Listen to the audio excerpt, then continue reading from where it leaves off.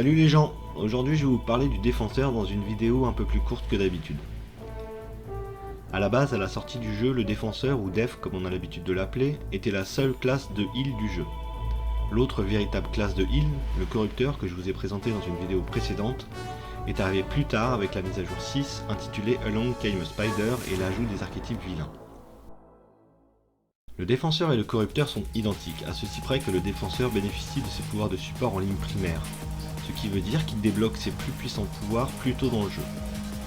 Comme le corrupteur, ses pouvoirs d'attaque à distance correspondent aux lignes primaires du blaster, ainsi il peut le plus souvent rester à distance pour protéger son groupe et continuer à infliger des dégâts aux ennemis.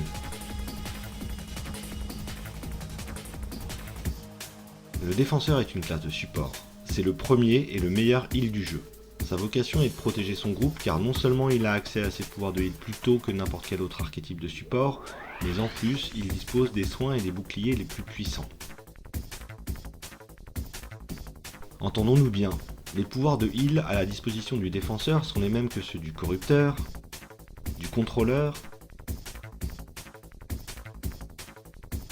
ou du mastermind.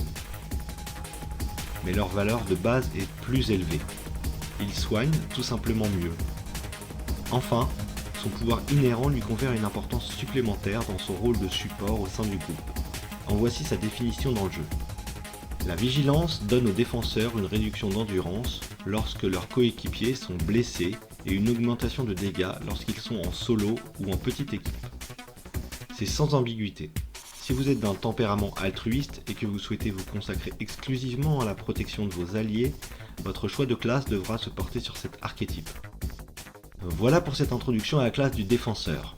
C'est l'incarnation du heal par excellence. Et même si c'est une classe un peu moins polyvalente que son homologue vilain, en fonction de vos choix de pouvoir, il reste un personnage tout à fait jouable en PvP et parfois même aussi en solo.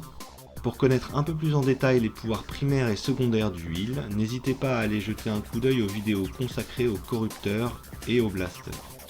Sur ce, je vous souhaite un bon poutrage de mobs et je vous dis à la prochaine pour la présentation de la classe Dominateur. A plus!